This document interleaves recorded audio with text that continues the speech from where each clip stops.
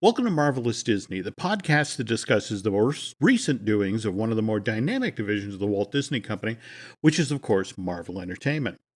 This is entertainment writer Jim Hill, and my co-host, the amazing Aaron Adams, and I are recording this week's episode on April 5th, 2021. I gotta say, Aaron, it made me a little crazy week before last when we recorded our show where you and I were wondering once again about Black Widow, and 12 hours later, Disney announced that they were moving it yet again. And I figured that out, by the way. Mm-hmm. Yeah, I thought they were doing phone repair. Turns out it was Kevin Feige sitting on a telephone pole, peeping in the studio with binoculars. As soon as we get done recording his show, he clicks on his walkie-talkie and goes, "Release the news." Kind of like Release the Hounds, but different. But I do want to point out here that once again, you were the winner of Battleship here, because you were the one who basically said, A, it's going to be released at theaters, and this is going to show up on Disney Plus. And you basically got it in one. Yeah, but I also said they weren't going to move the date. So if you make enough guesses, eventually one of them is going to stick. It's like I bet on red and black and green. Okay. Okay. But at least today we got it right, because at 10 a.m. today, the trailer for the new Loki limited series for Disney Plus dropped. And gotta ask you, what'd you think? I was so impressed with the trailer. I'm anxious to get Falcon and the Winter Soldier out of the way just so I can dive into some Loki shenanigans. Mm-hmm. And I'm also in love with the fact that Owen Wilson is playing Mobius in the series. And to celebrate, every time Jim says the secret password of, the interesting thing is, I'm going to play a clip of Owen Wilson going, "Wow." Well, I must exercise a teeny bit of self-control. But I have to admit, as well, I was very impressed with what I saw. And yes, it's one of those things, I have to wait till June 11th? Dang. Yeah, I mean, I honestly think that they released the trailer like a couple weeks too soon, because like I was really getting into Falcon and the Winter Soldier like a lot. Mm-hmm. And then the trailer dropped and I was like, Falcon and Winter who? I want to talk to Loki for a red hot minute. That looks awesome. Mm-hmm. And it's only because they've got the wibbly wobbly, timey wimey is what's drawing me to it at this moment. And I don't expect that from Falcon and Winter Soldier. I expect that to stay, earthbound and in its own timeline. And I want the excitement and interesting stuff of the time travel from Loki. Okay. Just sort of tease something we'll be talking about on the second half of the show, but we're chatting with a friend at Marvel Studios, and there's a possibility that Loki, thanks to this Time Variance Association or whatever, Owen Wilson's organization, this may actually be finally the Marvel limited series that does in fact hook up with a movie. But we'll talk about that in the second half of the show today. And before we dive into the news portion of the show, news portion of today's show is brought to you by Storybook Destinations, trusted travel partner of the Jim Hill Media Podcast Network. For a worry-free travel experience, please book online at storybookdestinations.com. Also, because this past weekend was the Easter weekend and, people had family obligations and that sort of thing, I'm going to assume that there are people who have yet to see episode 3 of Falcon and the Winter Soldier. And to which I have to say, shame on you. Get your priorities straight. I didn't get around to it till Saturday. And in fact, lovely Sharon Hoodlum's mom reached out, I want to say on Friday afternoon, and was asking questions. And it was one of these things like, no, don't spoil it for me. So assuming there are people who have not seen episode 3, which was subtitled The Power Broker, we're going to hold off till the second half of the show before Aaron and I talk about that. Okay, so diving into the news of the day, and literally some of this stuff is just 24 hours old. Did you see that Chadwick Boseman won a posthumous SAG award last night for Best Actor for his work in Ma Rainey's Black Bottom? I did not see it, but I am not surprised by it. There were those who were saying that this bodes very well for the exact same thing happening for Boseman when the 93 Academy Awards roll around. By the way, that's Sunday, April 25th. But the thinking is now that it's quite possible that he'll take home a posthumous Oscar for his work in Ma Rainey's Black Bottom. Ryan Coogler, the writer-director of the Black Panther, also readying Black Panther 2 right now, which, by the way, did you see the release date on that? That's July 22nd, 2022. So Panther 2 is dropping on the 22nd day of July in 2022. Somebody's really got a thing for twos at Marvel Studios. I wonder if their marketing department will pick up on that gimmick. Gee, I hope it shows up on a poster somewhere. Anyway, Ryan took this opportunity, what was the posthumous recognition that Chadwick's getting, to reminisce about his friend. This is from an interview with Hollywood Reporter, and when talking about the original Black Panther, said that was his movie. Chad was hired to play that role before anyone else was even thought of. He was on the film before I was hired, before any of the actresses were hired. Ryan also talked about what it was like to work with Chad on the set of the film. And what was interesting, he just talked about Chadwick.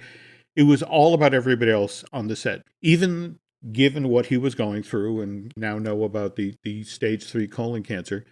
He was checking in on all the other actors, making sure they were good. You understand the concept of coverage, when you're shooting a scene and you're literally shooting over somebody's shoulder to get a close-up with somebody else. The thing is that Boseman would never do the star trip. He'd stick around and I'll read lines for people off camera to help the other actors. Also, this is where Coogler first really talks about the stage 3 cancer. And he says, I didn't know what was going on. I knew what Boseman wanted me to know. Also, he talked about what it's like to be working on Black Panther 2 now that Chadwick is gone. And Ryan said, look, it's difficult, but you got to keep going when you lose loved ones. I know that Chadwick wouldn't wanted us to stop. I can feel him yelling at me like, oh, what are you doing? So you have to keep going. Do you and your bride watch Bridgerton on Netflix? No, but we're aware of its brouhaha that it has created. So, yeah. Mm-hmm. Same thing here. Nancy and I have not watched it yet, but Nancy is going to be having back surgery later this month and going to be out of commission for a number of months while she's healing. So we have a lot of stuff, sort of in the pile to binge. The Crown and Bridgerton is there in the pile. An actor on the show, Regine Page, who plays the Duke of Hastings, who evidently is the heartthrob of the show. And just recently, fans of the show had their heart broken because they're going to start shooting the second season of the show in a couple of weeks. And evidently, Reg is not coming back. The Duke of Hastings character is not going to be featured on season 2. And how's your heart going to throb now? See? Well, now where this gets interesting is as far back as January, there were rumors that Reg was basically the number one with a bullet, so to speak, for the new Black Panther. That, remember, Feige said that they're never going to replace Chadwick, that they're going to explain what happened to T'Challa. But in the comic book tradition that, another character can come along and assume a role. That's where this gets interesting because with season 2 of Bridgerton starting up in a couple of weeks, the speculation is the reason that Reg had to step away from the show is that if he is in fact going to be doing Black Panther 2, he would be unavailable if he were working on this Netflix series. So the way it's been explained to me that if this actually goes forward, both Disney and Marvel have decided, out of respect to Boseman's family and because it looks like, Chadwick could take home this posthumous Oscar for his work in Ma Rainey's Black Bottom, that they're going to hold off on any announcement or to that effect till after award season is over. So I guess we're going to have to wait till late April, early May to see if this rumor pans out. So are they tap dancing around the idea that they won't recast T'Challa, but they will replace the Black Panther with a different named character, like Jeff? Well, I don't think it'll be Jeff, but no, probably not. But I mean, if this guy comes in, I mean, he's either a villain, which I doubt is the case, or he's going to take over the mantle. Is that the thing that they're trying to tap dance around and not going to say until after award season? Is technically we're telling the truth by not replacing T'Challa. Yeah, I mean, remember early on there was all this talk of Shuri, so to speak. And the weird thing with Marvel these days, especially given how screwed up the release schedule has been due to the pandemic, and now, of course, all of the excitement because the Marvel Limited series have been embraced so enthusiastically, and this is suddenly an exciting new venue where you're not locked into a 2-hour runtime. You can do 6 hours and tell a story.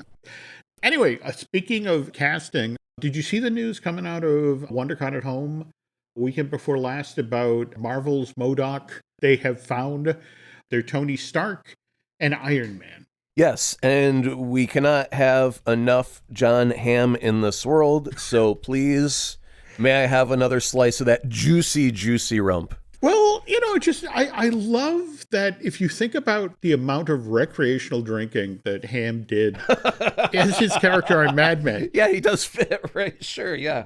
It's like, oh my God, this is the perfect guy for Tony Stark. But we also have to understand that MODOK is really more of a domestic comedy than a Marvel comic book adventure. And so we have to assume that Iron Man, Tony Stark, isn't necessarily going to be front and center in every episode. But I love this casting. I love this idea. And can't wait for when it begins to air on Hulu on Friday, May 21st. And speaking of Hulu, are you familiar with the show that airs on Hulu, Pen 15? Which, by the way, when you write it out, spells something different. I've never called it Pen 15. I've called it something else for the obvious reason that you just stated. So I'm aware of, but don't watch that show. All right. Well, there is an actor, Dallas Liu, on the show who, back on March 31st, got cast for an unnamed as of yet role in Shang-Chi and The Legend of the Ten Rings, which is kind of unusual news, given that for all intents and purposes, Shang-Chi and the Ten Legends supposedly wrapped up production in November of last year. If you recall, they started shooting at Fox Studios Australia back in February of last year. They were forced to pause production because of the pandemic in March. The cast and the crew returns to Sydney to resume production. That's August, and then over a 3-month-long period, Simu Liu, who plays the title character in Shang-Chi, described as 13 odd weeks where we made on-set safety an absolute priority. And this is just a scary stat. Between the cast and the crew, that translated into 40,000 COVID tests without a single positive. So congratulations. Good job on the logistics planning of that one. That many swabs. And who was it that, I don't even want to think about it. So anyway, on November 15th, director Destin Crichton hops on Instagram and just puts up this 3-word message: "We are done." Famous last words. Yeah. So again, we have this March 31st story from Deadline that Dallas has been cast in a very tightly kept under wraps role. So that suggests that reshoots are underway for this Marvel Studios production, which... I don't know. I think Zack Snyder is taking over. They got an extra $30 million from Marvel somehow, and they're doing the Snyder cut of everything. I still haven't seen that. I need to be in the right headspace for the 4-hour-long experience, but... It's broken up into chapters, so you can do it day by day for, an hour here, an hour there, whatever. So, yeah, if you want to bust it into pieces, bite-sized pieces, you can do that. Okay. But again, this is not a reason for alarm. Marvel does this all the time. They typically build 2 weeks into the schedule for reshoots, that sort of thing. And the fact that Shang-Chi's release date has been pushed back to September 3rd of this year, that gives Marvel Studios more time to tweak their very first film built around an Asian superhero, which you have to, forgive me for bringing ugly realities into this situation, but given the recent spike in Asian hate crimes, you have to assume at Disney that Shang-Chi has suddenly become a much higher priority, to the effect of, we have to get this right. Yeah, I don't see them sitting, like after they were done shooting and now they're in the editing process. I cannot imagine anyone looking at the film, no matter how great it is, and looking at the film today inside of Marvel and Disney going, it's absolutely flawless. There is no way possible to improve on this. Nobody thinks like that. They're looking at it under the most obscene microscope going, what's the little detail we're not seeing that's going to break it? And how do we fix it before it gets out? We've got X number of months. Come on, guys, look at it. What are we missing? And there's, 100 different sets of eyeballs looking at it hypercritically, and they're all throwing in stupid ideas. So they've got the time. They're going to look at it critically up until it's released. And you're right, it is very important to them because it is built around their first Asian superheroes. So they want to represent it accurately and authentically, and not fall into something that is perceived as a stereotype. I do remember one instance of an artist who had to draw, and this is back in ye olden day when you didn't have black folk in comics very often, but he had to draw a black person. And he wanted to use his friend as a model, and he said, I don't want it to look stereotypical. And the guy said, just draw what you see. And it can't be stereotypical. If I have a larger nose, that's because I have a larger nose. I'm not ashamed of that. It's not a thing that haunts me. It's who I am. So I think that they have to just look for authenticity. And as long as that, if the spirit's true, we're willing to forget a lot of like story mistakes or, things that don't quite add up story-wise that you'd be hypercritical of later on because you just love the story. Sort of the difference between the DC and the Marvel comics. And I think the fact that Marvel would take the news of the day, what was going on in the real world, and fold that into the comics. They would and that's so apparent in Falcon and Winter Soldier, which we'll hit on later. But yeah, that's exactly the point is they have to address things. And I'm glad that because we get the 6-hour format for Falcon and Winter Soldier, we get to touch on that aspect that we'll discuss on the back half of the second half of the show today. And speaking of which, we're going to talk further about other Marvel Studios productions that may be making last-minute tweaks and doing reshoots after this commercial break. My favorite thing about Shipt since I signed up for Target Circle 360?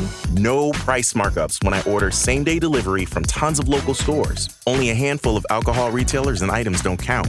I won't lie, I've had too much fun being like, markups on groceries? Not in my fridge. Markups on pet food? Not for my DOG. Markups on tools, electronics, home goods, meds? Not in my house.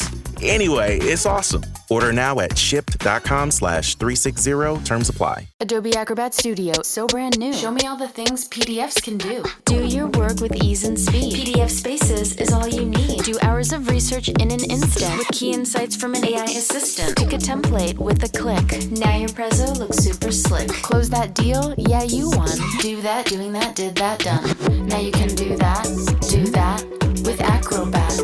Now you can do that with the all-new Acrobat. It's time to do your best work with the all-new Adobe Acrobat Studio. Breathe deep. Imagine your legs more limber in Duluth Trading Double Flex Denim. Envision euphorically squatting for that can of suds, bending for your toolbox in a state of bliss, lunging for your laser level on a whole new level. Relax and allow the flex to fill you with ability. Find your inner flex in Double Flex Denim only at Duluth Trading. We were just talking earlier about Black Widow getting its release date pushed back to July 9th, which in turn, because that moved from May to July, Shang-Chi got pushed out to September 3rd. Did you see, however, while that was going on, that Sony also moved Let There Be Carnage? What were they moving it closer or further away to or from? Because Shang-Chi moved to a September 3rd date. On March 30th, Venom, Let There Be Carnage, was shifted to a September 24th date. And what was interesting about that is the week prior, they had announced that the movie was going to be opening on September 17th. And then the news broke about Shang-Chi moving to the 3rd. And evidently the folks at Sony were kind of looking at that and realizing that given the typical Marvel pattern, their films hold very strongly for about 3 weekends, which meant that the weekend that Venom Let There Be Carnage came into theaters, if it stayed with that 17th date, it would be competing with Shang-Chi for Marvel fans. So it's like, ugh. So they literally moved it that one more week. So Shang-Chi would have its 3 weeks of of unadulterated Marvel fans. And then on the 24th of September, Venom Let There Be Carnage drops with the hope that, okay, Shang-Chi has gotten its market share. It's our turn. And also talking with the folks at Sony, also when the original Venom came out in October, and they kind of sold it as kind of a horror film, to try to capture that it's October, I should go see a horror film audience. So the 24th puts you within spitting distance of, they should have just moved it back a couple extra weeks and put it smack in Halloween week and been done with it. Was there something blocking Halloween that's better? I'll have to check on that. I know that 2021 has gotten complicated because of so many films announcing release dates and then shifting their dates, and studios scrambling to fill holes. So I'll take a closer look at October and see if there's anything going on there. And speaking of Venom Let There Be Carnage, just today, there's a publicist for British heavyweight boxer turned actor Larry War Machine Olubamiwo.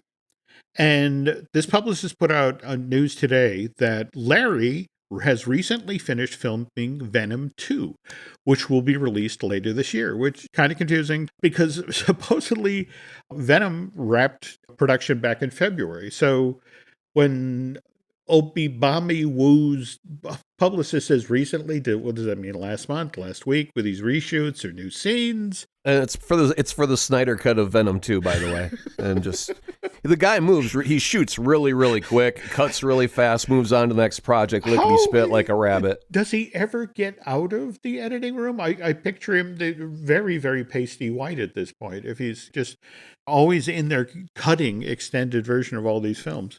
No, he makes movies like a Catholic rabbit makes babies, that just rapidly and with abundance. Okay, remember those complaint letters go to Aaron Adam. Happy Easter. Happy Easter. All right. We should also notice, we were just mentioning Venom wrap production. Spider-Man No Way Home, supposedly wrap production weekend before last, March 26th. On the other hand, and I am hesitant to bring this story up because I know what Aaron is going to say already, but seriously, folks, this story broke earlier today. There is a gentleman called Roger Pera, and he is somebody who has previously dubbed Tobey Maguire's performances on film. He's the guy you go to when you're crafting a Tobey Maguire film to be done in Spanish. And Roger Pera just revealed that he's just been hired by Sony Pictures to come work on Spider-Man No Way Home, which supposedly, according to the way the internet is losing its mind today, adds further credence to the rumor that Tobey Maguire's version of Spidey will be showing up in No Way Home. So, Aaron, take it away.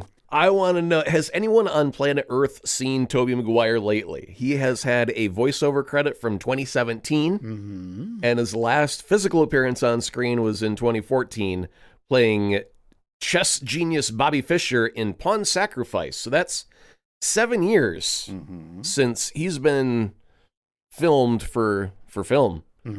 For all I know, the only red suit he could fit into right now could be a Santa suit. I don't know.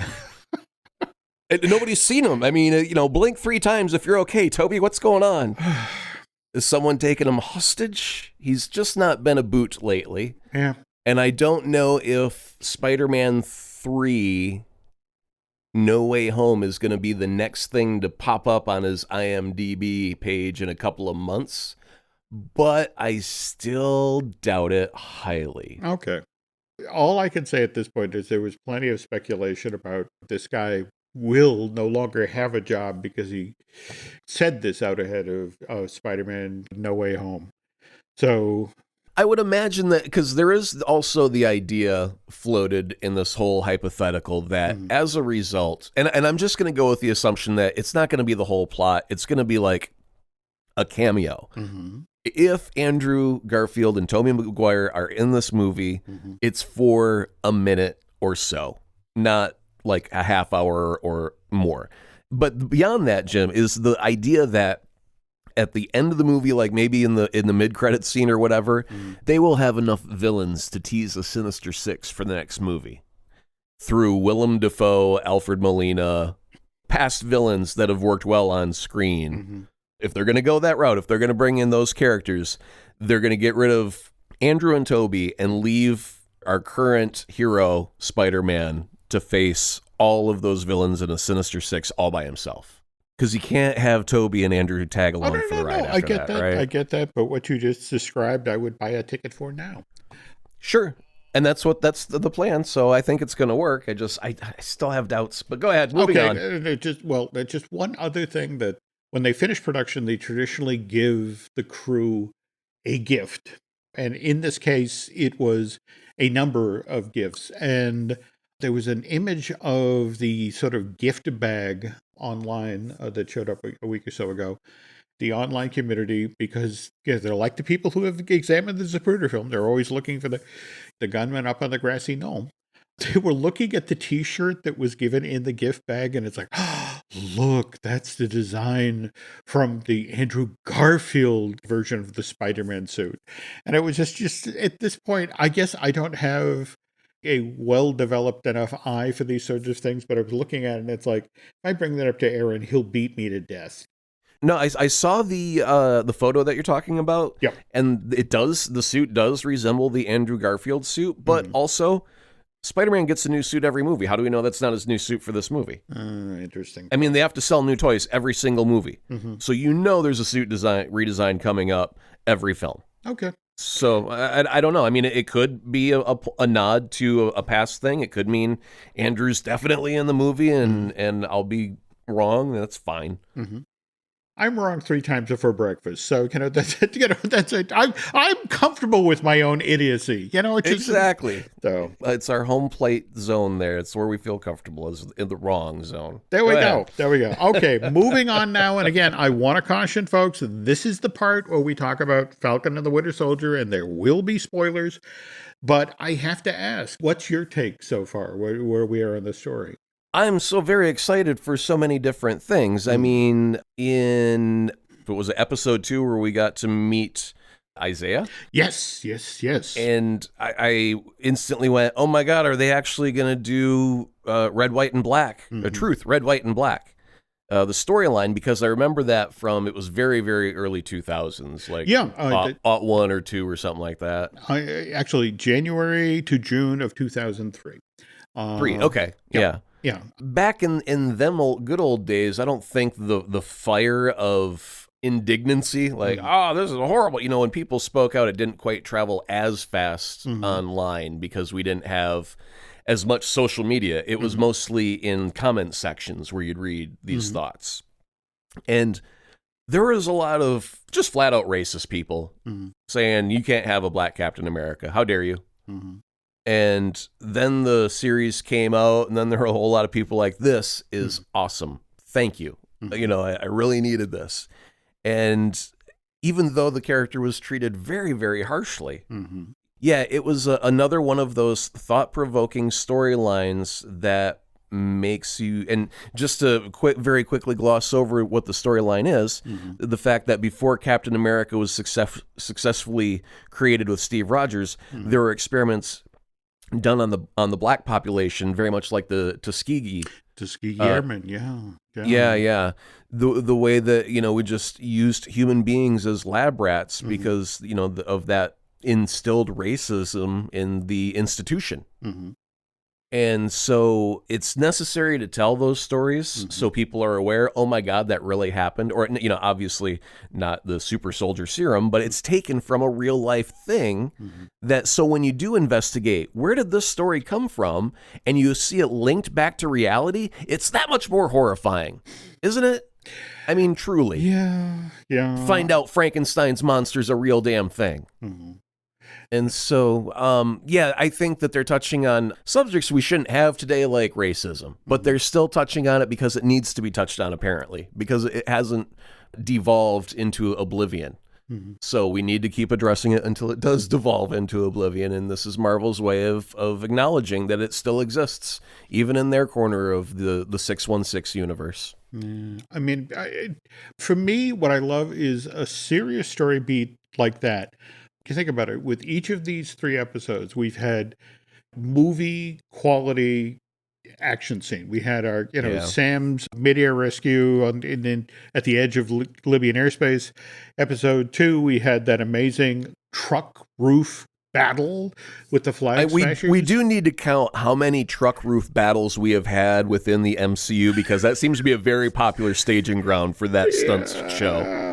Okay, you're not wrong. If Disney were to build a stunt show in their park right now where people fight on a truck, the audience would have to go, is this Winter Soldier? Is this... I mean, like, they've got 3 or 4 different movies that they could pick from by now where that could be set. To be entirely honest, I was about to cite the Sharon Carter brawl with all of the bounty hunters in that freight yard, but how many of those did we see on Agents of S.H.I.E.L.D.? I mean, that was also kind of a go-to place to do a great fight scene. But that doesn't take away from, that was, an amazing fight scene. Emily DeCamp, I want to say, did an amazing job, as did her stunt folks.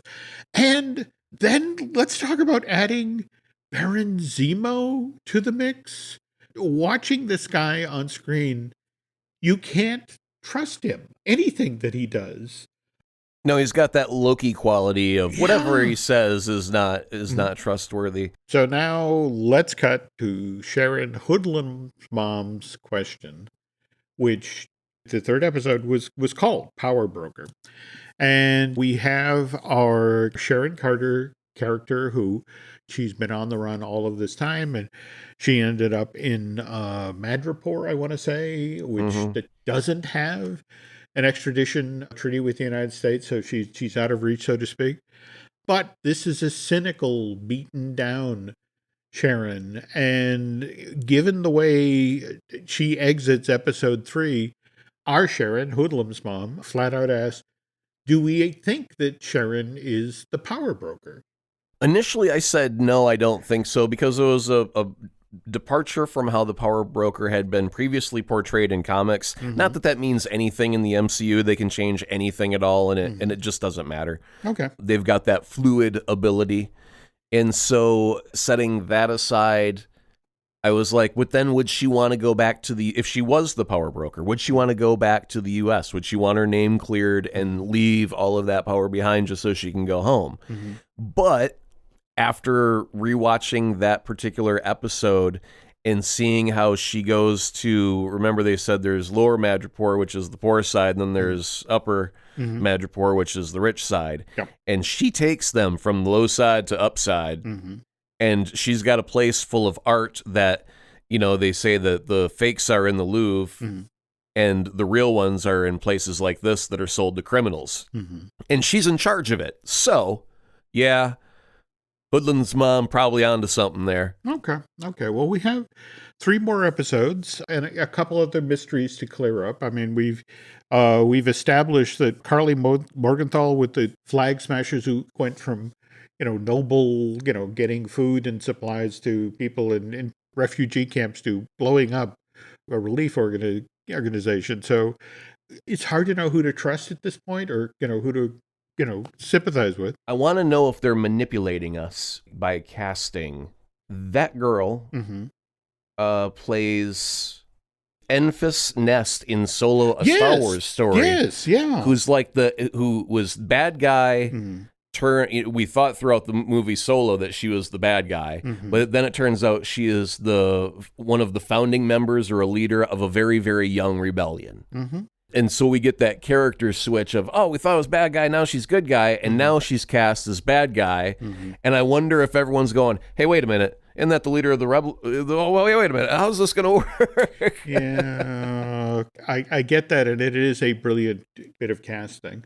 Also, other questions, though, plugging into what Sharon was saying about the power broker. I mean, think about it. We had Selby in that meeting taken out by a sniper, and then minutes later, Sharon just shows up. So it's like, That's a coincidence? I don't know. The other thing that lends itself to Hoodlum Mom's idea is the fact that the show is called The Power Broker. Now, they do mention the character, but if the character's not actually physically introduced on screen, I don't think it should be named The Power Broker as an episode. So my belief would then lead to that they had to have shown the Power Broker on screen without actually saying that they've shown the Power Broker on screen. And that does still lead into the hypothesis that it's Sharon. Okay. But again, Zemo, I love his prison break. I love that, the whole casual, oh, by the way, I'm rich, I'm a baron, I have a plane. Since that character has entered the situation, like Bucky and Sam, I feel off balance. I also love the little callbacks to Civil War, like Sam in the backseat of the car. It's like, you're not going to move your seat up, are you? Oh, while we're talking about Madripoor and things of that nature, Madripoor is the hiding spot, the island of refuge for mutants. And thus far, we have not had any solid introductions to mutants, per se. But when we met Isaiah, I was thinking, well, if he exists, because his son is also going to end up being a character in the comics. His son, the kid that answers the door in Falcon and the Winter Soldier, he ends up becoming a hero later on. Oh. And so I'm thinking, well, if it's passed now genetically, we have a superhero, a super soldier that ends up having offspring. That might be the genetic mutation, because that guy's been around long enough that we could have several generations pass, like 2 or 3. So if we have a couple generations pass of super soldiers' DNA being passed down, we could end up having something rather mutant-like today, and it just hasn't been officially introduced yet. As a story idea, I'm still trying to figure out how the X-Men are going to be brought in, and I'm seeing things that are possible ways that they could lead into it. I just don't have anything solid yet. I'll keep my Sherlock magnifying glass peeled. No. I mean, I love that your knowledge of the comic books and how you're able to apply it to the show and point out a character, like, pay attention to him. He's important.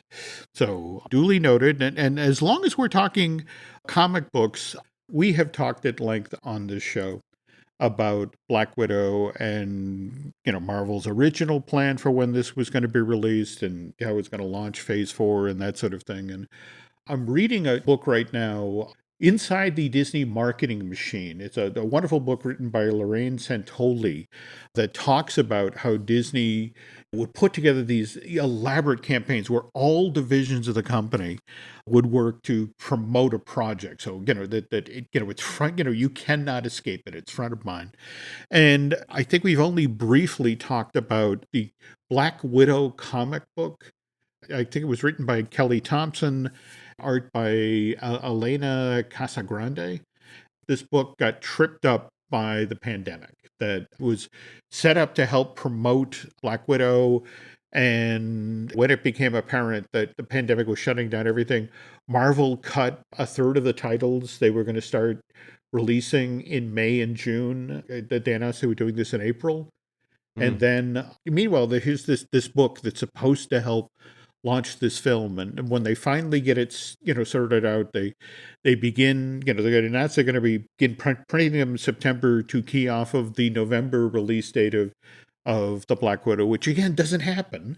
And so this series of comic books kind of twists in the wind, which is why I wanted to point out, I just found on Amazon that the collected series of these books, it's called Black Widow Volume 1, The Ties That Bind. It's going to be released. It's finally hitting store shelves on May 4th, 2021. And the irony is they picked that date because, remember, before Black Widow got pushed off to July, it was supposed to open on May 7th. So I just wanted to talk this book up. I pre-ordered my copy because I feel like, poor Kelly and Elena have been through hell. And, and I hear it's a wonderful story. So that's worth checking out. And you, on the other hand, Erin, you came across something else also that you wanted to talk up. And this amazing set of playing cards. Can you talk about that? Yeah, it came from Theory 11, and magicians love really slick, smooth, fancy-looking playing cards, and back around Christmas time, they had released a massive set of Star Wars-themed playing cards, which my wife had gotten for me for a gift, and they are just gorgeous. The Star Wars ones, they had a red-backed, a blue-backed, white-backed, and also black-backed, and some just incredibly gorgeous artwork for the kings and queens and the jacks, etc. And because of their popularity, Theory 11 had decided to make the Marvel Infinity War deck, which encapsulates the entire saga from Iron Man on up. And the artwork is phenomenal. You can go to theory11.com to see the artwork blown up, all beautiful. But if you like to play cards, if you're a magician and you like to manipulate cards, if you just like cool artwork about Marvel, it's only, I want to say, like a $10 for this deck of incredibly beautiful cards. Oh, wow, really? I didn't know that was the price point, because when you talked about this, I went to the Theory 11 site, and they are just crazy beautiful cards, right down to the box that they're in. Yeah, they've also got a Mandalorian deck, because I know Mandalorian's been hot. But yeah, one deck is $9.95. If you're places like casinos and stuff, and I don't know if it's going to be a casino, but you can buy 6 decks for 10% off if you like buying. And I know magicians, if they like a certain set of cards or a certain style of cards, they'll buy many stacks of those decks so they can, they're disposable. It's part of your show. It's part of your tax write-off at the end of the year. You know what I mean? But as far as people like, I know friends that are just super avid poker lovers, but they're also super avid Star Wars fans. And that's where you grab the Mandalorian deck or the Star Wars deck for $10, and they're like, "Oh my God, this is the coolest thing I've ever seen in the entire planet of Earth." And so now that they've got this Marvel deck out and it's only $10, it's like if you need that gift, because nobody else is thinking, "I'm going to get him a deck of cards. That's the ticket." You got to think a little differently. But if you know someone in your life and they just really enjoy, playing card games, or they really like Marvel in particular, and they've got every collectible under the sun, and you just don't know what to get them, it doesn't matter what they're a fan of, because it's got all the heroes in it, right? It's got Spider-Man in there, so if you're a Spidey fan, here's your Jack of Hearts. I love the fact that the two Jokers in the deck, one is Thanos and the other is Loki. I love that idea. The decks are just filled with touch, nuance, and style, and they're slick as snot on a doorknob. So, that's pretty slick, Jim. You know that? That's pretty slick. So, all right. Speaking of Loki, what with the dropping of the trailer for that Loki limited series on Disney Plus, just want to close out this week's show by sharing something I heard from a Marvel Studios insider. Interesting enough, this has to do with the movie version of Black Widow and the perception at Marvel Studios that the fans have been jerked around for 13 months. And the feeling now at Marvel Studios is, through no fault of anybody at the studio, and it's not necessarily that this Kate Shortland film is bad, but because of what's happened to Black Widow, because of the pandemic, are we now dealing with the New Mutants revisited? A film that, has become something of a joke because of the number of times it's been rescheduled. So there have been questions within Disney and Marvel promotion department about, well, is this really a perception, or are we just sort of navel gazing? But if it really is the perception that's out there, how do we turn this around? Or more to the point, in a world where, WandaVision and a Falcon and the Winter Soldier are white hot, and there's ravenous appetite now for Marvel content, do we even bother? Black Widow's going to come out on Disney Plus. It's going to have huge numbers, and do we really need to do something? And the interesting thing is, there's kind of this idea on the middle ground to the effect of, well, what if we do something just out ahead of Black Widow being released to theaters and showing up on Disney Plus as premium content? What if we do something just ahead of that? So again, you have to remember, as we were just talking earlier in the show, Loki, first episode, drops on June 11th. It has a 6-episode run. So Loki will be 5 episodes into its run by the time Black Widow debuts on July 9th. So the thinking is, could we do something special to link, Loki to Black Widow during episode 4? Just sort of tease the fans, get them excited. So the very next week when Black Widow drops, they're talking about it. And the beauty of it is, again, Loki is a crime thriller with a time travel variant. So they have some time now. So the notion is, could we create a relatively short scene where Loki steps into the world of the Black Widow film? And so I guess they're looking over the footage. They're talking about doing something green screen. I guess they're having conversations with Scarlett Johansson, who obviously... Hold up now. The idea is... in the trailer that was released just yesterday, it has a shot where Loki is sitting down with Black Widow on Vormir. I mean, it looks like they've already got Black Widow and Loki face-to-face in a scene that's in the trailer. So they should already have done that, unless they want to expound on that concept further. Okay. If they do, that's fine. But my whole thing is, you've got positive reinforcement, Pavlov's dog. Everyone knows how that works. There's also negative reinforcement. If I say there's a treat in my hand 20 times and there's never been a treat in my hand, eventually the dog is going to quit paying attention to me, right? And so that's what's happened here is like, I was interested in Black Widow a year ago, and they went, hey, we moved it just a couple of weeks. Hey, we moved it just a month. Hey, we moved it 6 months. Hey, we moved it a couple more weeks. Hey, we moved it another month. And now, through sheer negative reinforcement of moving it 15 times and being let down 15 times, or whatever the real number is, pardon my exaggeration, I don't care. I just don't care. And the real problem is right now, timing-wise, when it comes out in theaters, I'm only going to have one Fauci ouchie under my belt by that time out of 2. So I won't have the full vaccine, so I can't go into a theater.